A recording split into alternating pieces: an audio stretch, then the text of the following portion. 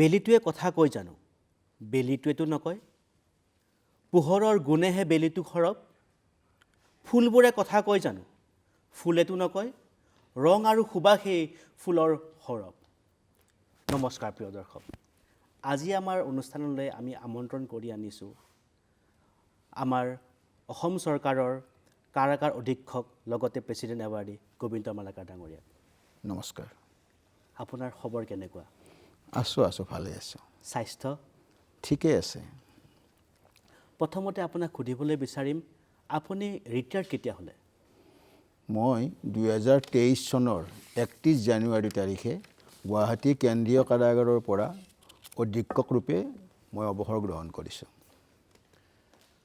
পোনপ্ৰথমে আপুনি প্ৰাথমিক শিক্ষা আৰু আপোনাৰ ল'ৰালি জীৱনটো কেনেকৈ আপোনাৰ ঘটিছিলে? মোৰ ঘৰ কামৰূপ জিলাৰ হাজো মৌজাৰ বৰদধি গাঁৱত থাকি অৰ্থাৎ বৰদধিত থাকিয়ে মই প্ৰাথমিক শিক্ষা শেষ কৰিছোঁ। তাৰপিছত আমাৰ একেবাৰে ওচৰতে থকা দমদমা উচ্চতৰ মাধ্যমিক বিদ্যালয়, তাৰ পৰা মই মেট্ৰিক পাছ কৰাৰ পিছত মোৰ দেউতা আৰু মোৰ দাদাৰ লগত থাকি তেজপুৰ মহাবিদ্যালয়ৰ পৰা প্ৰি ইউনিভাৰ্চিটি পাছ কৰিছোঁ। তাৰপিছত মই কটন কলেজলৈ আহি হিষ্ট্ৰী অনাৰ্ছ লৈ BA পাছ কৰিছোঁ আৰু তাৰপিছত মই গুৱাহাটী ইউনিভাৰ্চিটিত MA পঢ়িছোঁ। আচ্ছা। আৰু সেইখিনি সময়তে মই এই গুৱাহাটী কেন্দ্ৰীয় কাৰাগাৰৰ এই সহকাৰী কাৰাধ্যক্ষ হিচাপে যোগদান কৰিছোঁ। হয়, এতিয়া ধৰক আমাৰ সকলোৰে এটা ইচ্ছা থাকে প্ৰশাসনিক বিষয়া যদি আমি ধৰক হ'বলৈ বিচাৰোঁ, IAS হ'বলৈ বিচাৰোঁ, IPS হ'বলৈ বিচাৰোঁ বা বেলেগ ধৰণৰ এটা প্ৰশাসনিক বিষয়া হ'ব বিচাৰোঁ। জেইল বা কাৰাগাৰ শব্দটো এটা বৰ বেলেগ ব্যতিক্ৰমী শব্দ নহয় জানো? আমাৰ শুনিবলৈ এটা ব্যতিক্ৰম লাগে বা এটা শব্দটোও বৰ বেলেগ ব্যতিক্ৰমিক, আমাৰ ভয় লাগে বা এটা বেলেগ ধৰণৰ বিভাগ। আপুনি ইয়াত অত বছৰে চাকৰি কৰিলে আৰু আপুনি আজি ৰিটায়াৰ হ'ল, তাৰ আপোনাৰ অনুভৱ কেনেকুৱা? সেই কথাটো ময়ো ভাবিছিলোঁ। যেতিয়া মই চাকৰি কৰা নাছিলোঁ বা কোনো চাকৰিলৈ মই আমন্ত্ৰিত হোৱা নাছিলোঁ, তেতিয়া ময়ো ভাবিছিলোঁ যে মই বেলেগ চাকৰিত যাম, বেলেগ চাকৰি কৰিম। কিন্তু মোৰ এটা ঔৎসুক্যতা আছিল বা জানিবলৈ বিচাৰিছিলোঁ যে আমাৰ যিবিলাক কাৰাগাৰ আছে, কাৰাগাৰৰ ভিতৰৰ মানুহবিলাক কেনেকৈ থাকে, সেই মানুহবিলাকৰ প্ৰতিভা কি, তেওঁলোকৰ মনৰ অৱস্থা কি, এই সকলো কথা জানিবৰ বাবে মোৰ মনটো কিন্তু উদ্গ্ৰীৱ হৈ আছিল। আৰু সেইখিনি সময়তে 1987 চনতে সহকাৰী কাৰাধ্যক্ষৰ বাবে অসম চৰকাৰৰ পৰা জাননী দিয়া হয়, অৰ্থাৎ ইণ্টাৰভিউ পতা হয়। আৰু সেই ইণ্টাৰভিউত মই কৃতকাৰ্য হৈ গুৱাহাটী কেন্দ্ৰীয় কাৰাগাৰত যোগদান কৰোঁ। তেতিয়া কাৰাগাৰখন ফাঁচী বজাৰত আছিল। হয়, মানে আপুনি গুৱাহাটী কাৰাগাৰতে প্ৰথম যোগদান কৰিলে আৰু ৰিটায়াৰো মানে গুৱাহাটী কাৰাগাৰ, বৰ সৌভাগ্যৰ কথা। কিছুদিন পূৰ্বে আপুনি প্ৰেচিডেণ্ট এৱাৰ্ড পাইছিলে। আপুনি আমাৰ অসমৰ নাম কঢ়িয়াই আনিলে, সুনাম কঢ়িয়াই আনিলে। তাৰ কাৰণে আপোনাক আমি কৃতজ্ঞতা জ্ঞাপন কৰিলোঁ, ধন্যবাদ জ্ঞাপন কৰিলোঁ। আপুনি এই এৱাৰ্ডটো, এই বঁটাটো পাবলৈ কিয় সক্ষম হ'ল?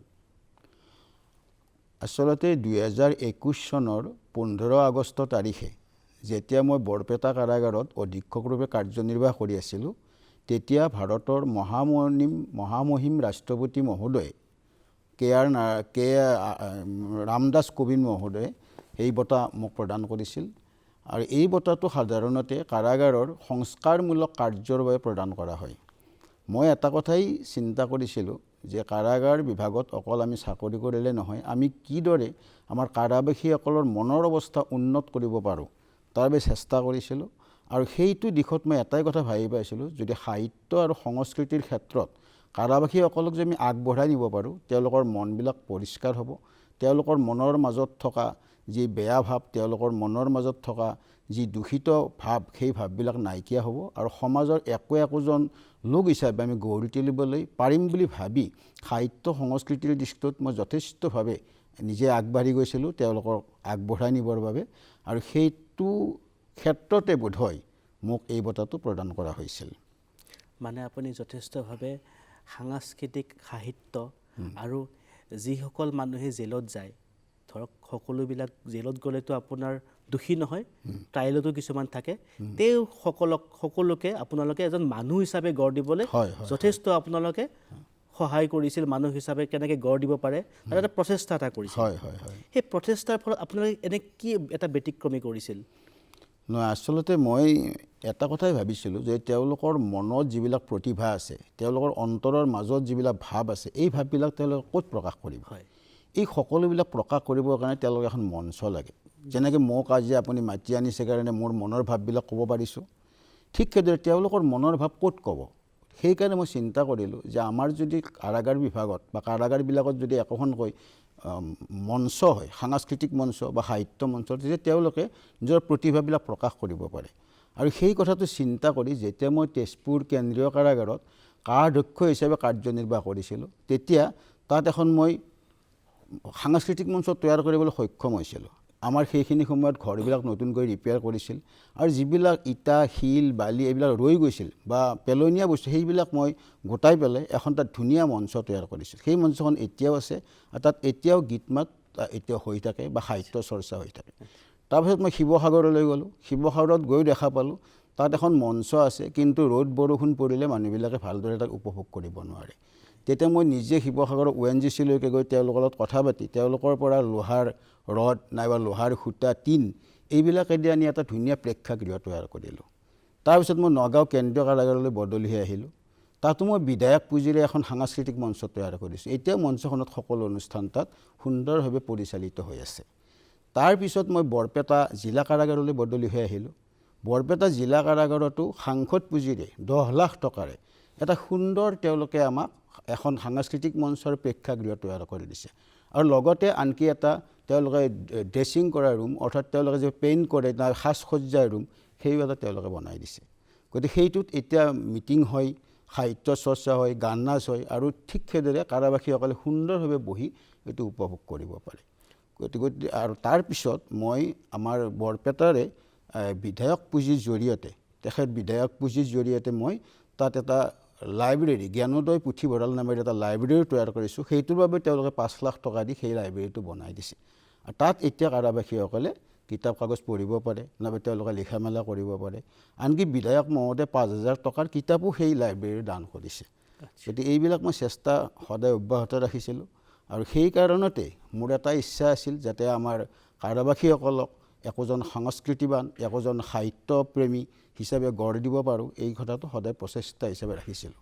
তাৰোপৰি মই যেতিয়া নগাঁও কেন্দ্ৰীয় কাৰাগাৰত আছিলোঁ, তেতিয়া এখন সুন্দৰ আমাৰ যিখন ৱাল মেগাজিন বুলি কয়, সেই ৱাল মেগাজিন মই তাত আৰম্ভ কৰিছিলোঁ আৰু বৰপেটাতো আহি মই সেইখন ৱাল মেগাজিন তাত মই উলিয়াইছোঁ, যাতে সকলোৱে তেওঁলোকৰ মনৰ ভাৱবিলাক লিখিব পাৰে, তেওঁলোকৰ মনৰ কথাবিলাক ক'ব পাৰে। সেই ক্ষেত্ৰত মই তেনেকৈয়ে আগবাঢ়ি গৈছিলোঁ আৰু আমাৰ যিবিলাক কাৰাবাসী আছে, কাৰাবাসীসকলে যাতে কোনো এটা ভাল কামত নিয়োজিত হৈ থাকে, সেইটোৰ ওপৰত সদায় গুৰুত্ব প্ৰদান কৰিছিলোঁ।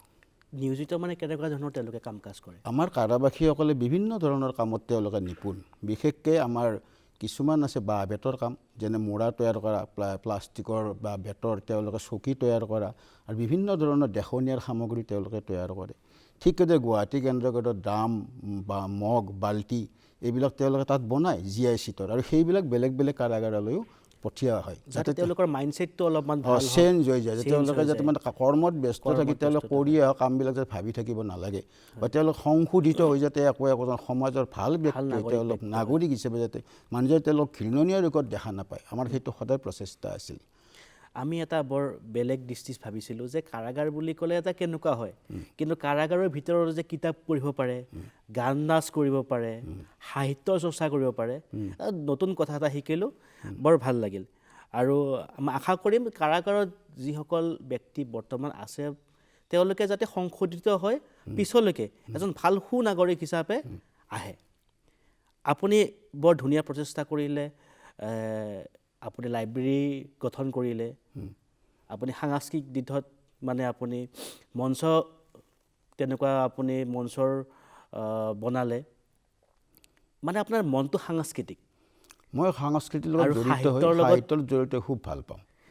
ইতিমধ্যে আপোনাৰ এখন কিতাপ আৰু কবিতা পুথি এখন মই দেখাবলৈ পাই সুখী হ'ম। এই দুখন কিতাপ আৰু কবিতা পুথি এই কাৰাগাৰৰ কাহিনী আৰু মোক তুমি নুসুধিবা এইখন আপোনাৰ কবিতা পুথি নহয় জানো অলপ এই দুখনৰ বিষয়ে কিবা ক'ব নেকি না মই মানে যেতিয়াৰ পৰা চাকৰি কৰিছোঁ তেতিয়া বিভিন্ন ধৰণৰ কাহিনী বা বিভিন্ন ধৰণৰ লিখনি মোৰ ইতিমধ্যে প্ৰকাশ পাইছে আমাৰ অসমত বা নিয়মীয়া বাৰ্তা কাকতত সেইবিলাক গোট খুৱাই মই ভাবিলোঁ এখন মই কিতাপ মানে মই সৃষ্টি কৰিব পাৰিলে ভাল হয় সেইকাৰণে 2022 চনৰ ফেব্ৰুৱাৰী মাহত মই এই দুখন কিতাপ উলিয়াইছিলোঁ গুৱাহাটী প্ৰেছ ক্লাবত এখন হৈছে মোৰ কবিতা পুথি মোক তুমি নুসুধিবা আৰু কাৰাগাৰৰ কাহিনীত সম্পূৰ্ণ সত্য কাহিনী হয়তো ক'ৰবাত মই নামটো বদলাই দিছোঁ সেই কাৰাগাৰৰ কাহিনী নামে মই কিতাপখন প্ৰকাশ কৰিছিলোঁ আৰু এই দুখন আমাৰ অনুৰাধা শৰ্মা পূজাৰী বাইদেৱে উন্মোচন কৰিছে আৰু আমাৰ কাৰাগাৰ মহাপৰিদৰ্শক বাইদেউ বৰ্ণালী বাইদেউ আছিল তেতিয়া বৰ্ণালী শৰ্মা তেখেতে এই কবিতা পুথিখন তেওঁ উন্মোচন কৰিছিল আপুনি গান গাই ভাল পায় বুলি শুনিছোঁ গান গাই ভাল পাওঁ মানে গানৰ লগত জড়িত হৈ থাকিও ভাল পাওঁ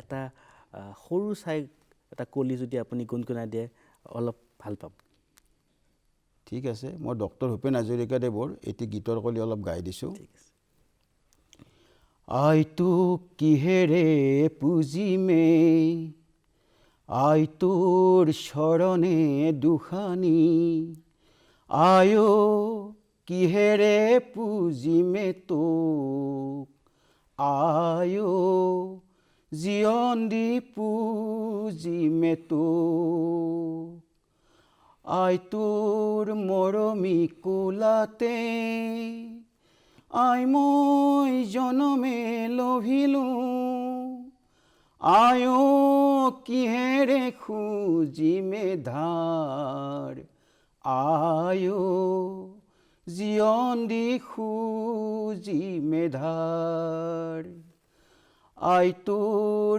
শ্যামলী কোলাতে আই মই জনমে লভিলোঁ আয়ো কিহেৰে খুজিমে ধাৰ আয়ো জীৱন দি খুজিমে ধাৰ আয়ো জীৱন দি খুজিমে ধাৰ বৰ সুন্দৰ কাৰাগাৰত কাম কৰিলে এটা যথেষ্ট ব্যস্তপূৰ্ণ জীৱন হয় আপোনাৰ চাগে সময় পোৱা নাছিল চাগে ৰবিবাৰো আপোনালোকৰ কাম কাজ থাকে সদায় থাকে বন্ধ নাথাকে আমাৰ কেতিয়াও আৰু এনি টাইম আপোনাৰ একদম কি হৈ থাকিব কেনেকুৱা ধৰণৰ মানে আপুনি এনি টাইম ব্যস্ত হৈ থাকে এই ব্যস্ততাপূৰ্ণ দিন সময় যেতিয়া পাৰ হৈ আহিলে এতিয়া আপোনাৰ কিবা অসুবিধা হৈছেনে এতিয়া আপুনি কিহত ব্যস্ত অৱসৰৰ পিছত হয় অৱসৰৰ পিছত অৱশ্যে মই একদম মানে ব্যস্ততা জীৱন এটা কটাই আছোঁ মই একেবাৰে অৱসৰী জীৱন যদিও কটাইছোঁ মই ৰখি থাকিব লগা হোৱা নাই কাৰণ মই 2011 চনত যেতিয়া শিৱসাগৰ জিলা কাৰাগাৰত অধীক্ষকৰূপে কাৰ্যনিৰ্বাহ কৰিছিলোঁ তেতিয়াই মই অসম সাহিত্য সভাৰ আজীৱন সভ্য হৈছিলোঁ আৰু এতিয়া ৰিটায়াৰমেণ্টৰ পিছতো এতিয়া বৰ্তমান গুৱাহাটীৰ ছচল যি ছচলৰ আমাৰ সাহিত্য সভাৰ ব্ৰাঞ্চ আছে সাহিত্য সভা যি শাখা আছে ছচল শতদল শাখা সাহিত্য সভা তাৰে মই বৰ্তমান সদস্য আনহাতে হাজোৰ ওচৰত থকা আমাৰ দমদমা সাহিত্য সভাৰো মই সদস্য তাৰোপৰি ছচল জ্যেষ্ঠ নাগৰিক সন্মিলনৰ মই সদস্য হিচাপে আছোঁ আৰু তাৰোপৰি আমাৰ আমি য'ত থাকোঁ সৰু মটৰীয়া যি উন্নয়ন সমিতি তাৰো মই সদস্য আৰু আমাৰ আটাইতকৈ ভাল কথা কি আমাৰ অৱসৰী কাৰাগাৰ বিষয়া সন্থা আমি 2025 চনত এটা অৱসৰী কাৰাগাৰ বিষয়া সন্থা কৰিছোঁ যিখন আমাৰ বিষয়া অৱসৰ লৈছে তেওঁলোকৰ আমি খা খবৰ ল'বৰ বাবে তেওঁলোকৰ মনত কথা পাতিবৰ বাবে তেওঁলোকৰ সুখ দুখৰ খবৰ ল'বৰ বাবে তেওঁলোকে যেন আমাক পাহৰি নাযায় আমি যেন তেওঁলোকক পাহৰি নাযাওঁ এই সমন্বয়ৰ সেতুটো ৰক্ষা কৰিবৰ বাবে আমি এই অৱসৰী কাৰাগাৰ বিষয়া সন্থা এটা তৈয়াৰ কৰিছোঁ এই অৱসৰী কাৰাগাৰ বিষয়া সন্থাৰ জৰিয়তে আমি আনকি যোৰহাট গোৱালপাৰা এই ঠাইলৈকে গোটেইলৈ আমি সম্বৰ্ধনা প্ৰদান কৰিছোঁ যে আপুনি সুস্বাস্থ্যৰ অধিকাৰী হৈ থাকক আৰু আপোনাৰ পৰা আমি যি শিকিব লগা আছিল বা আমাৰ যি তলৰখিনি শিকিব লাগে তাত যাতে আপোনালোকৰ পৰা অৰিহণা পায় আপোনালোকৰ পৰা উদ্যোগ পায় সেই সকলো কথা চিন্তা কৰি আমি তেওঁলোক ঘৰলৈ গৈ তেওঁলোক সম্বৰ্ধনা পত্ৰ প্ৰদান কৰিছোঁ তেওঁলোকৰ পৰিয়ালৰ লগত আমি যোগাযোগ ৰাখিছোঁ কোনোবা যদি মেডিকেলত আছে ক'ৰবাত চিকিৎসা যদি তেওঁলোকক আমি খবৰ লৈছোঁ গতিকে সেইটো আমি বৰ্তমান চলাই আছোঁ গতিকে এইবিলাক অনুষ্ঠানৰ লগত জড়িত হৈ আছোঁ আৰু তাৰোপৰি আমাৰ গোটানগৰত দুটা খুব সুন্দৰ নামঘৰ আছে এটাত এদিনাখন হয় আমাৰ মহাভাৰতৰ স্ৰষ্টা আৰু আনটোত হয় ভাগৱতৰ চৰ্চা সোমবাৰ আৰু মঙলবাৰ। এই দুদিন মই তাত যাওঁ। তাত গৈ পেলাই মই এদিন মহাভাৰতৰ বিষয়ে কিছু কথা শিকাৰ চেষ্টা কৰোঁ আৰু এদিন ভাগৱতৰ বিষয়ে কিছু কথা চেষ্টা কৰোঁ। গতিকে মোৰ সময়খিনি তেনেকৈ পাৰ হৈ গৈ আছে।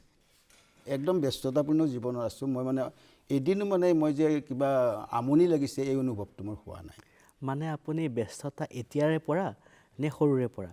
কাৰণ অলপ কিছু পৰ্বৰ আগতে আমি যেতিয়া আলাপ কৰি আছিলোঁ তেতিয়া আপুনি কৈছিলে যে সৰুকালত আপুনি MG এণ্ডাগাৰো কিবা কাম কৰিছিলে, হয়, তাৰ বিষয়ে অলপমান কিবা ক'ব নেকি? নহয়, তাৰমানে আমি পঢ়া দিনৰ পৰাই মানে ভাবোঁ যে মানে এনেই অকল স্কুলত যোৱাৰ উপৰি যাতে কিবা এটা কৰিব পাৰোঁ। হয়। গতিকে সেইকাৰণে আমাৰ ৰাজহুৱা কামবিলাক নাইবা যিবিলাক কামত আমি স্বাৱলম্বী হ'ব পাৰোঁ এই চেষ্টাটো কিন্তু মই সৰুৰ পৰাই ৰাখিছিলোঁ। আমাৰ গাঁৱৰ এবাৰ ৰাস্তা এটা বনাবৰ কাৰণে মানে চৰকাৰীৰ পৰা কিবা এটা টকাৰ এতিয়া গাঁও হাজো বুলি কৰে ন? বৰদতি হয়। তেতিয়া সেই ৰাস্তাটো বেলেগ মানুহক দিব খুজিছিল। তেতিয়া আমি গাঁৱৰ কিছুমান ডেকা ল'ৰা লগ লাগি যে আমি ৰাস্তাটো নিজেই মাটি দি পেলাই ৰাস্তাটো তৈয়াৰ কৰিম আৰু বেৰ দিম।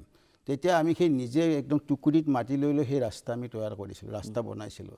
আৰু কাষৰ বেৰ দিওঁতে তেতিয়াই মোক এই হাতখন কাটি এতিয়াও চিনটো আছে এই চিনটো এতিয়াও। তেতিয়া আমি তাৰ বিনিময়ত কিছু পইচা পাইছিলোঁ। সেইবিলাক এতিয়া আমাৰ ছাত্ৰ জীৱনত পঢ়াৰো আমাৰ কিছু সহায় হৈছিল আৰু। গতিকে বহি নাথাকি ৰবিবাৰৰ দিনটোত নাইবা তেনেকুৱা বন্ধৰ দিনটোত সেইবিলাক কামত তেতিয়াও কৰিছিলোঁ। মানে আপোনাৰ ব্যস্ততা আৰু সমাজৰ কাম কৰাৰ যোনটো এটা উৎসাহ সেই আপোনাৰ সৰুৰ পৰাই আছিল? সৰুৰ পৰা আছে। মোৰ এতিয়াও ভাল লাগে মানে ক'ৰবাত এখন মিটিং হৈ থাকিলে দুআষাৰ কথা শুনিবলৈ মন যায় বা কিবা এটা লিখি পেলাই মানে নিজৰ মনটো এটা সান্তনা দিবৰ মন যায়। এতিয়াও কৰোঁ সেইটো। আপুনি কাৰাগাৰৰ এইখন যে কিতাপখন লিখিলে, কাৰাগাৰত নানান ধৰণৰ ষ্টৰী থাকে, নানান গল্প থাকে, বহুতো মানুহৰ বহুতো ধৰণৰ বিষাদ কথা থাকে। দুটামান বা এটা কাহিনী ক'ব নেকি আমাক যিটো আপোনাৰ অত্যন্ত প্ৰিয়? তাৰমানে কাৰাগাৰত বিভিন্ন কাহিনী আছে। এইবিলাক কাহিনী মই মোৰ কিতাপখনত লিখিছোঁ ইতিমধ্যে। তথাপি এটা প্ৰথম ধেমেলীয়া কাহিনী কওঁ, পিছত মই এটা ছিৰিয়াছ কাহিনী ক'ম আৰু বিভিন্ন কথা মনত আহে। তাৰ ভিতৰত মই যেতিয়া 1990 চনত গুৱাহাটী কেন্দ্ৰীয় কাৰাগাৰত সহকাৰী কাৰাধীশ হিচাপে কাম কৰিছিলোঁ, তেতিয়া মানে আমাৰ আচলতে পিয়ন চকীদাৰ নাথাকে। সকলো কাম আমাৰ কাৰাবাসীবিলাকে কৰে। চাফ চিকুণ কৰা নাইবা আপোনাৰ চাহ পানী যোগান ধৰা নাইবা টেবুলখন ইফালৰ পৰা সিফাললৈ নিয়া, এই সকলোবিলাক কাম আমাৰ কয়দীবিলাকে কৰে। তেতিয়া সেই আনন্দৰাম কলিতা বুলি এজন কয়দীয়ে আমাৰ অফিচটো খুব চাফা কৰিছিল। তেতিয়া জেলখন আমাৰ ফেঞ্চি বজাৰত আছিলে। তেতিয়া মই এছিষ্টেণ্ট জেলাৰ অৰ্থাৎ সহকাৰী কাৰাধীশ হিচাপে কাৰ্যনিৰ্বাহ কৰি আছিলোঁ। এই আনন্দৰাম কলিতা ইমান চাফ চিকুণ আছিল যে অনবৰত টেবুল চাফ কৰি থাকিব আৰু সি ধুনীয়া এটা বগা হাফ পেণ্ট পিন্ধা কয়দীৰ কাপোৰৰ আৰু এটা বগা কুৰ্তা পিন্ধি মানে হাতত এখন গামোচা কান্ধত এখন গামোচা লৈয়ে থাকে। এনি টাইম মচি থাকে, চাফ চিকুণ কৰি থাকে। তাৰোপৰি এটা সেই ফিল্টাৰ আছিলে ষ্টীলৰ ফিল্টাৰ, সেই ফিল্টাৰটোৰ পৰা সকলোকে আইনাৰ গ্লাছত ধুনীয়া ধুনীয়া পানী দি থাকে।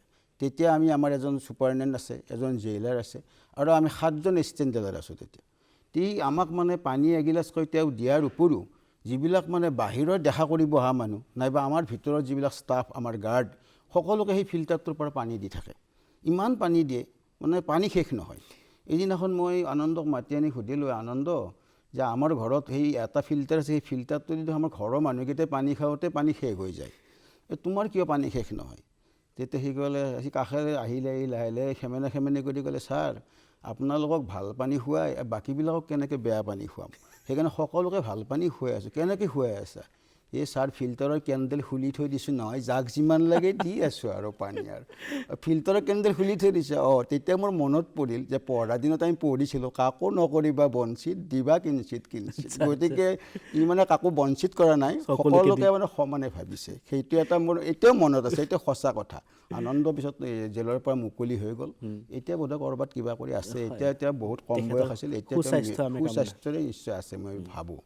তাৰোপৰি মই বৰপেটা কাৰাগাৰত যেতিয়া অধীক্ষক ৰূপে কাৰ্যনিৰ্বাহ কৰিছিলোঁ, তেতিয়া মানে কাৰাগাৰত ৰীনা আৰু আমিনা বোলা দুজনী সৰু ছোৱালী আহিছিল মাকৰ লগত। এজনী 3.5 বছৰ বয়স, এজনী 5 বছৰ বয়স আৰু মাকৰ নাম আছিল ৰৌচন আৰা।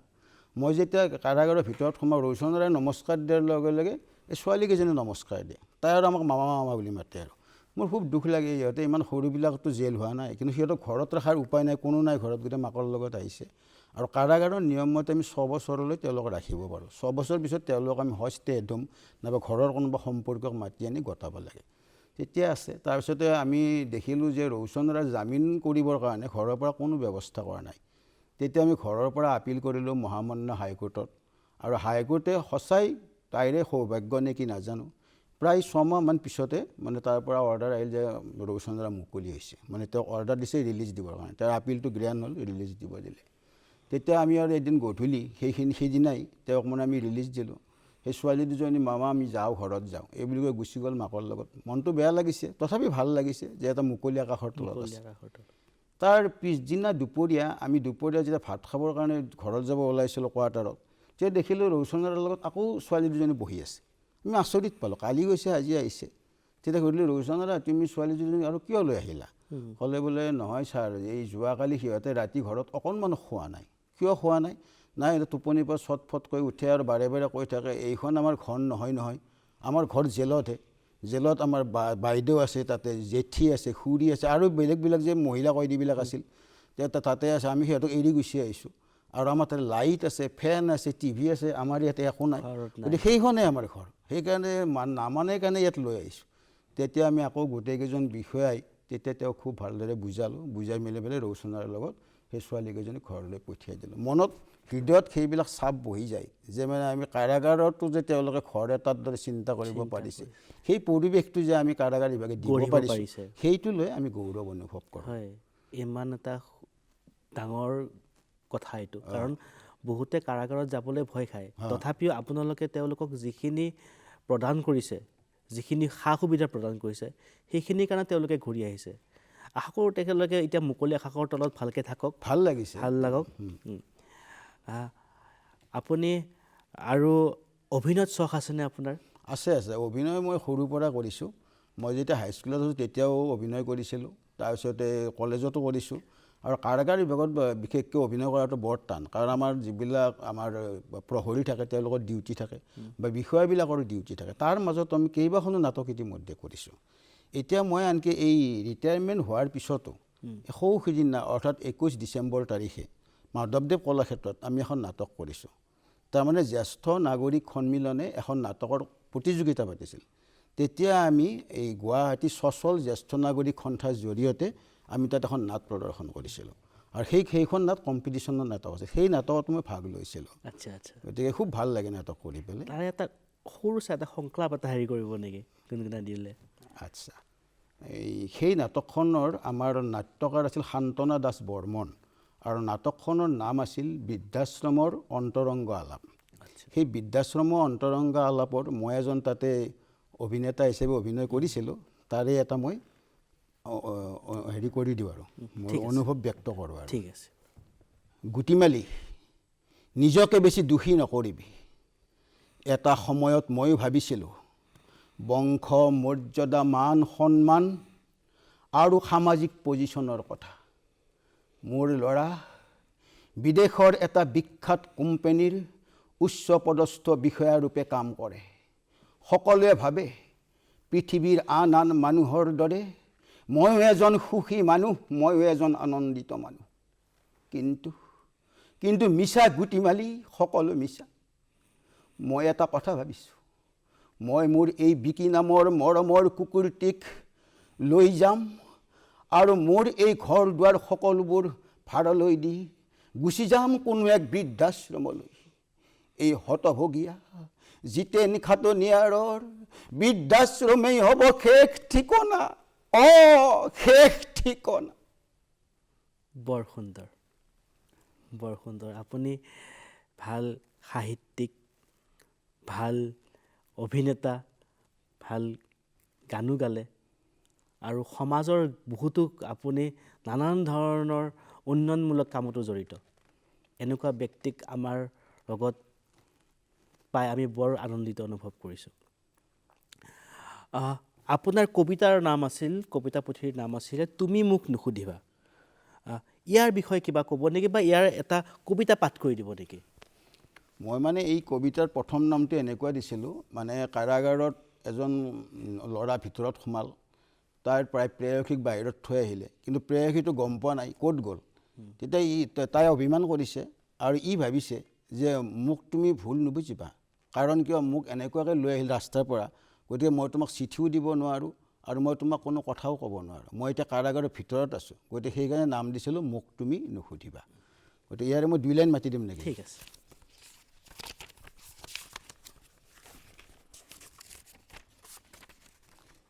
মোক তুমি নুসুধিবা। তুমি হয়তো ভাবিছা মই বাৰু কিয় ইমান স্বাৰ্থপৰ। সিদিনালৈকে দুয়োজনে হাতে হাত ধৰি নাইবা হোৱাটছএপত ফটো পঠিয়াই কিমান যে মৰম বুটলিছিলোঁ।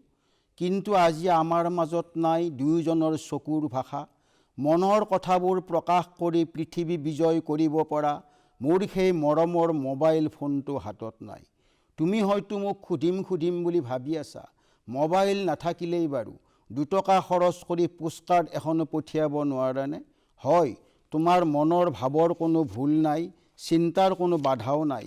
কিন্তু ময়ো যে উপায়হীন, জীৱটোলৈ জীয়াই আছোঁ, জীয়াই থকা এটি মাথো প্ৰাণী। কিয়নো মই থকা ঠাইখনৰ পৰা হাতত হাত থৈ দুয়োজনে দুখৰ সমভাগী হ'ব নোৱাৰোঁ। মোবাইল চুবই নোৱাৰোঁ। মনৰ মিঠা মিঠা কথাৰে এঠা লগোৱা পোষ্টকাৰ্ড নাইবা নীলা খামটো ডাকত দিব নোৱাৰোঁ। এইখনেই মোৰ ঘৰ, তোমাৰ বাবে ঘৃণনীয়, সকলোৰে পৰিচিত, ৰঙা ইটাৰে সজ্জিত ৰঙা ঘৰ। এইটো মনৰ খুব প্ৰকাশ কৰিছে আৰু গতিকে খুব ভাল লাগিল আপোনাৰ লগত কথা পাতি। বহুত নানান ধৰণৰ জেলৰ কথা শিকিলোঁ, বহুত আপোনাৰ জীৱনৰ কথা শিকিলোঁ। এতিয়া আমাৰ অনুষ্ঠানটো সামৰণিৰ সময় আহি পৰিছে। আচ্ছা, আপুনি এটা সৰু ধেমালীয়া গীতেৰে আমাৰ অনুষ্ঠানটো, বিয়লিৰ আলাপ অনুষ্ঠানটো আমি সামৰণি মাৰিম। মই প্ৰয়াত ঋদীপ দত্তদেৱৰ এটা বিহুসুৰীয়া গীত গাবলৈ চেষ্টা কৰিছোঁ। গতিকে বোধহয় ৰাইজে আমোদ পাব। সৰু ভনীতি মুগা ৰিহা পিন্ধিলি, লাহতি খোপাতে কপৌ ফুল গুজিলি, দেখি মৰম লাগি যায় হাই, দেখি মৰম লাগি যায়।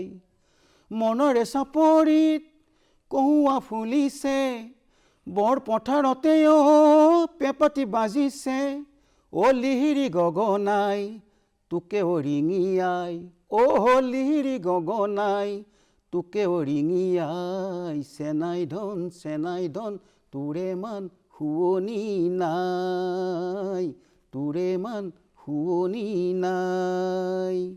বৰপথাৰতে কোনে শিঙা পেঁপা বজালে, কোনো বিহুৱাই চেনাই ৰিঙা ৰিঙা কৰিলে, গড়গয়া নাচনীৰ মন, পাখি লগা গাভৰুৰ মন। মৰমৰ দিখৌ নৈ সাঁতুৰি আহিলোঁ, চেনেহৰ ভোগে দৈত ডিঙৰা মেলিলোঁ, দিহিঙে দিপাঙে লৰি ফুৰিলোঁ, দিহিঙে দিপাঙে লৰি ফুৰিলোঁ, চেনাই ধন তথাপি নেপালোঁ তোক, তথাপি নেপালোঁ তোক। ধন্যবাদ। নমস্কাৰ।